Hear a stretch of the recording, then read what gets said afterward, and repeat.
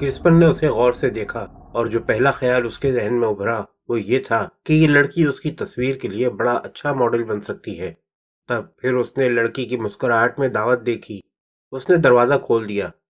تمہارا راستہ کون سا ہے؟ اس نے سوال کیا۔ کیرن اس کے ساتھ اگلی سیٹ پر بیٹھ گئی۔ پیٹر کریک، اس نے جواب دیا۔ تمہاری کار بہت شاندار ہے۔ ٹریفک آگے بڑھنے لگا تھا۔ مگر وہ تو ہپی کالونی ہے۔ ہاں، لیکن تم تو ہپی نہیں ہو۔ کالونی کے قریب میرا ایک کیبن ہے۔ کیرن نے ہلکا قہقہہ لگایا۔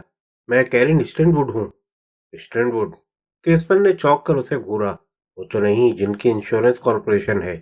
وہ میرے والد کے دوست تھے۔ میں ان کی بیٹی ہوں۔ تمہارے والد ان کے دوست تھے؟ تم کون ہو؟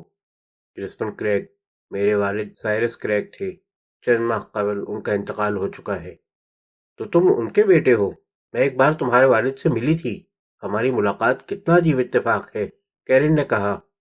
ہاں، کرسپن نے ایک ہاتھ ڈرائیونگ وہیل سے اٹھا کر گردن میں لٹکے ہوئے سلیمان اعظم کے لاکٹ کو چھوا۔ جب سے اس نے یہ لاکٹ پہنا تھا اس کا جی چاہتا تھا کہ اسے بار بار چھوتا رہے۔ یہ کیا ہے؟ کیرن نے بھی لاکٹ دیکھ لیا۔ کیا یہ اصلی ہے؟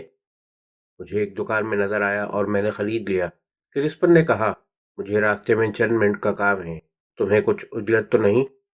میرے پاس وقت ہی وقت ہے۔ میں بھی بالکل فرصت میں ہوں۔ ممکن ہے ہم دونوں کوئی مشترکہ دلچسپی تلاش کر لیں۔ تم بڑے خوبصورت نوجوان ہو۔ ہمیں ضرور کوئی مشترکہ دلچسپی مل جائے گی۔ کرسپن نے پیراڈائز ایونیو کی طرف کار موڑ دی۔ مجھے یہاں کچھ دیکھنا ہے، وہ بولا۔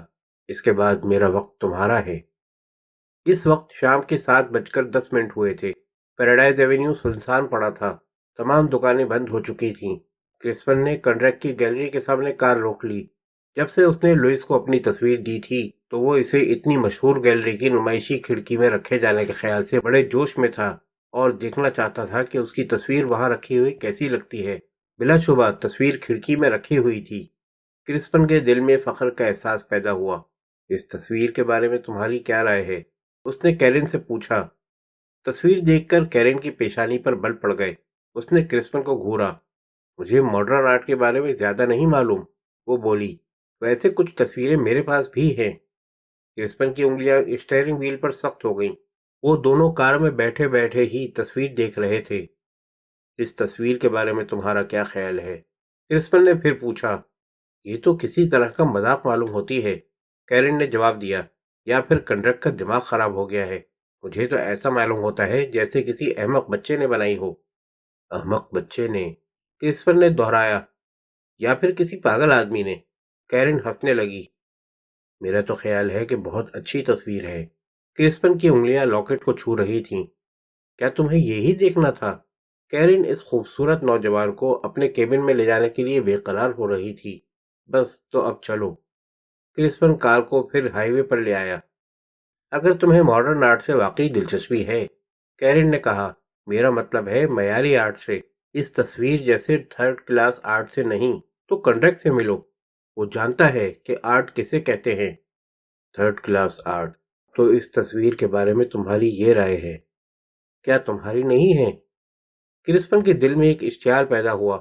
اس نے سوچا کہ ہیرے کا بٹن دبا کر اس لڑکی کو خنجر مار دے اور برابر مارتا چلا جائے، مگر پھر اس نے اپنے غصے پر قابو پا لیا۔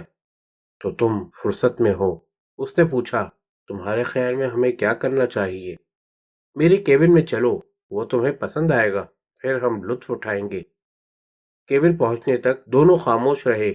کار کیبن سے کچھ فاصلے پر چھوڑ دی گئی تھی اور وہ پیدل چل کر آئے تھے۔ ایک پام کے درخت کے نیچے کار کھڑی کرتے ہوئے کرسپن نے پوچھا، کیا یہ وہی جگہ نہیں جہاں اس لڑکی کو قتل کیا گیا تھا؟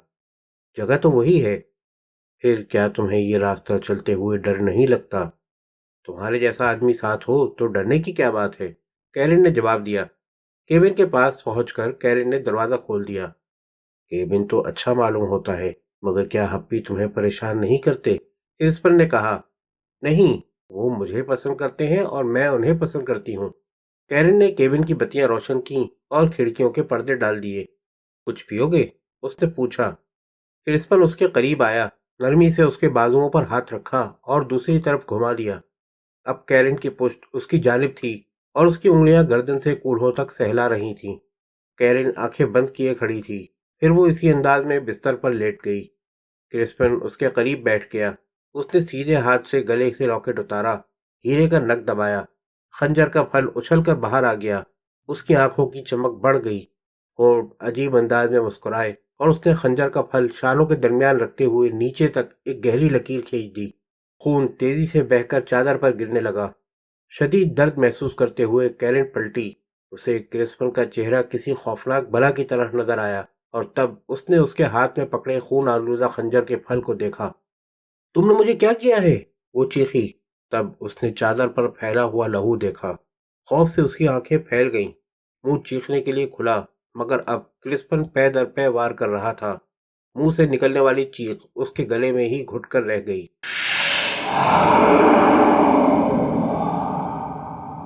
لوسیلی بوتیک کی سیلز گرل استقبالیہ مسکراہٹ ہونٹوں پر لیے لیونارڈ کی طرف بڑھی۔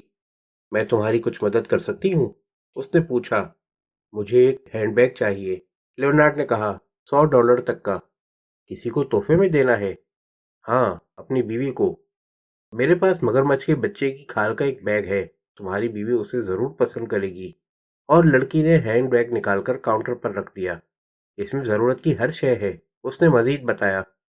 ہینڈ بیگ پر نظر ڈالتے ہی لیونارڈ کو اندازہ ہو گیا کہ کیرول اسے پا کر خوشی سے اچھل پڑے گی، لیکن جس بات کا اسے اندازہ نہیں تھا وہ یہ تھی کہ کیرول اس کے بعد ایک نئے لباس، نئے کوٹ، نئے دستانوں اور نئے جوتوں کا مطالبہ کرے گی، اور سب کے سب ہینڈ بیگ سے میچ کرتے ہوئے۔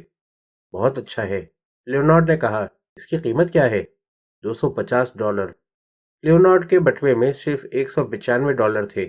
اس نے کچھ افسردگی سے کہا، قیمت زیادہ ہے، میں $150 تک کا بیگ خرید سکتا ہوں۔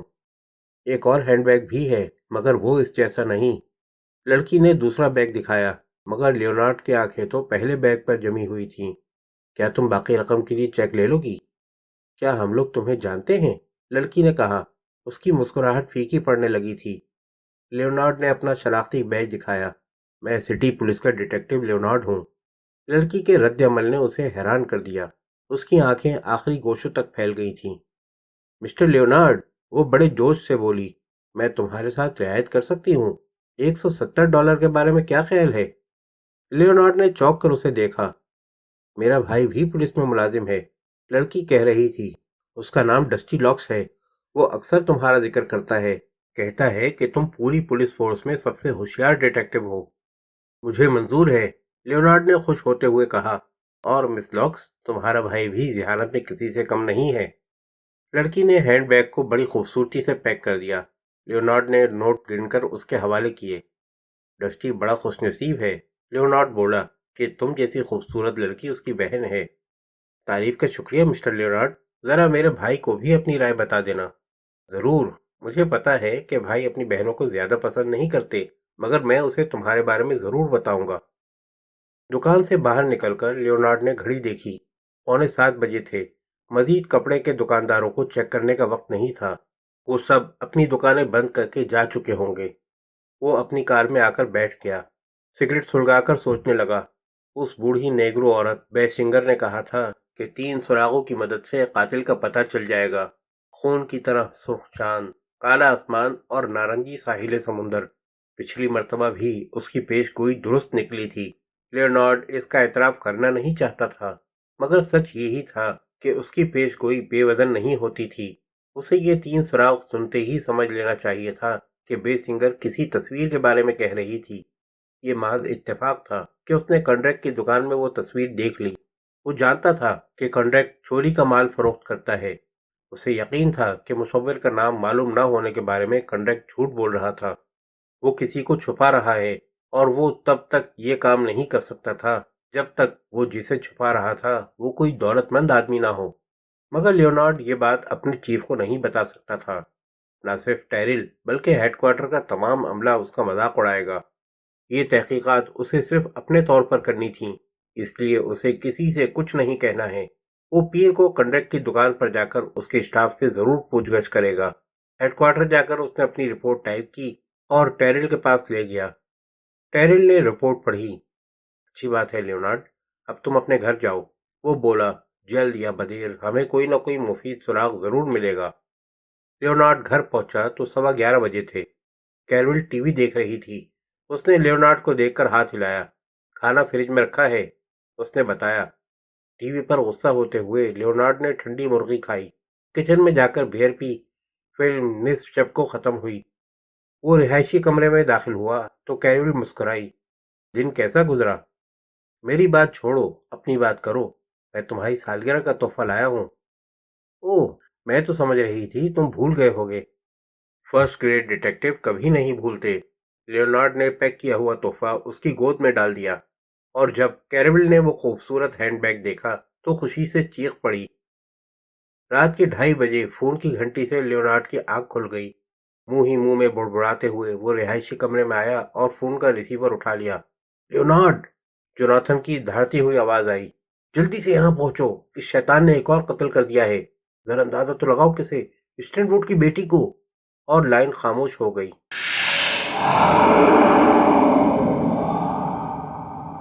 इसीलिए की आंख खुली तो उसने अपने शानदार बेडरूम को देखा और उसे कदरे सुकून हुआ। उसने एक बड़ा डरावना ख्वाब देखा था। इन दिनों वो मुसलसल ख्वाब देख रही थी कि वो स्पेनिश में होटल की लाउंज से गुजर रही है। उसके तमाम दोस्त लाउंज में बैठे हैं, लेकिन जब वो इसे देखते हैं तो अपना मुंह फेर लेते हैं, आपस में सरगोशियां करने लगते हैं। वो सरगोशियां उसके कानों तक पहुंचती हैं। उसका बेटा पागल है, पागल है, पागल है, पागल है। और फिर ये सरगोशियां किसी हथौड़े की ज़रब की तरह उसके सर में धमाके करने लगती हैं। वो घुटनों के बल गिरकर अपना चेहरा हाथों में छुपा लेती है, और फिर जैसे फिल्म को रिवाइंड कर दिया गया हो, वही मंजर दोबारा नजर आने लगता है। आंख खुली तो वो कांप रही थी। सिरहाने रखी घड़ी को देखा तो रात के 2:30 बजे थे। बड़ी मुश्किल से बिस्तर से उठकर वो बाथरूम में गई और विलियम की 2 गोलियां खाकर फिर सो गई। दोबारा जागी तो सुबह के 9:45 का टाइम था। उसने महसूस किया ये खौफनाक ख्वाब जैसे नवश्ताई दीवार बन गया है। वो जानती थी कि अगर लोगों को क्रिस्पन के बारे में मालूम हो गया तो वो अपने तमाम दोस्त खो बैठेगी। उसका कोई मुस्तकबिल नहीं रह जाएगा। उसने बेड के साथ लगे हुए घंटी के बटन को दबाकर रेनॉल्ड को होशियार किया कि वो उठ बैठी है और उसे स्ट्रॉन्ग ब्लैक कॉफी की जरूरत है। जब वो रिहायशी कमरे में आई तो रेनॉल्ड कांपते हाथों से प्याली में कॉफी उंडेल रहा था। इसीलिए ने उसे गौर से देखा। वो नशे में भी लग रहा था। रेनॉल्ड, तुम बहुत शराब पीने लगे हो, उसने कहा। दुरुस्त है मादाम, क्या तुम नाश्ता करोगी? नहीं। वो कहाँ है क्रिस्पन? अपने अपार्टमेंट में मादाम। क्या वो गुज़िश्ता रात बाहर गया था? हाँ मादाम। तुमने उसे वापस आते सुना था? वो 10 बजे के बाद वापस आया था, रेनॉल्ड ने जवाब दिया। जरा टीवी तो खोलो, इसीलिए ने कॉफी पीते हुए कहा। इस वक्त हैमिल्टन का शो आ रहा होगा। टीवी पर पहले हैमिल्टन नमूदार हुआ। पसे मंजर में कैरन का केबिन और पुलिस नजर आ रही थी। फिर कैरन का क्लोजअप दिखाया गया। हैमिल्टन कह रहा था, दीवाने कातिल ने इस मर्तबा कैरन स्टैनवुड को अपना शिकार बनाया है, जो कि एक करोड़पति सरमायादार की बेटी थी। ये एक हफ्ते से कम मुद्दत में बेरहमाना कत्ल की तीसरी वारदात है। पुलिस को यकीन है कि कोई इस कातिल को पनाह दिए हुए है। मिस्टर स्टैनवुड ने गिरा कदर इनाम का ऐलान किया है। स्क्रीन पर स्टैनवुड का चेहरा नजर आया। जिस फर्द की फराहम करदा इत्तला पर कातिल की गिरफ्तारी अमल में आ सकी, उसे $2 लाख इनाम दिए जाएंगे। जो शख्स भी कोई इत्तला देगा तो उसकी ज़ात और उसकी दी हुई इत्तला को मुकम्मल राजदारी में रखा जाएगा। उसे सिर्फ पुलिस हेडक्वार्टर फोन करके इत्तला देनी होगी और उसे $2 लाख बगैर किसी पूछगछ के अदा कर दिए जाएंगे। इसके बाद हैमिल्टन दूसरे मौजूआत पर बोलने लगा और रेनॉल्ड ने टीवी बंद कर दिया। $2 लाख। इसीलिए ने सोचा, अगर इनाम $1 मिलियन होता तब भी वो अपनी सोशल लाइफ कुर्बान नहीं कर सकती थी। दूसरी तरफ रेनॉल्ड भी $2 लाख के बारे में सोच रहा था। ये उसकी आज़ादी का मौका था, कोई खिदमत गुजारी का नहीं। इस मोटी औरत के नखरे बर्दाश्त करने की कोई ज़रूरत नहीं। बस इसे पुलिस को एक फ़ोन करना होगा। $2 लाख से वो एक मकान और थोड़ी सी ज़मीन खरीदकर अपनी बाकी उम्र आराम से गुजार सकता है। जितनी शराब की ख्वाहिश हो पी सकता है। अचानक उसे एहसास हुआ कि इसीलिए उसे घूर कर देख रही है। रेनॉल्ड, इसीलिए ने तेज लहजे में कहा। उसे भी शुबा था कि रेनॉल्ड क्या सोच रहा होगा। हमें अपना मुंह बंद रखना है। दौलत ही सब कुछ नहीं होती। जरा मेरा ख्याल करो, मेरी तो जिंदगी बर्बाद हो जाएगी। मैं तुम्हारी वफादारी पर भरोसा कर रही हूँ। सपाट चेहरा लिए रेनॉल्ड एहतरामन झुका। कितनी अहमक है ये बूढ़ी औरत। کیا وہ سچ مچ یہ سمجھتی ہے کہ جب اتنے بڑے انعام کی پیشکش کی جا رہی ہو تو وہ اپنی زبان بند رکھے گا؟ ٹھیک ہے مادام، رینالڈ نے بات ٹالی۔ کیا کافی کی ایک اور پیالی دوں؟ نہیں، میں کرسپن سے کہوں گی کہ تمہاری تنخواہ میں اضافہ ہونا چاہیے، بس میرے وفادار رہنا۔ میں تم سے وعدہ کرتی ہوں تمہیں کبھی اس پر پچھتانا نہیں پڑے گا۔ تم مجھ پر بھروسہ کر سکتی ہو مادام، میں بڑی لمبی مدت سے تمہاری خدمت کر رہا ہوں۔ آج تم کیا کر رہے ہو؟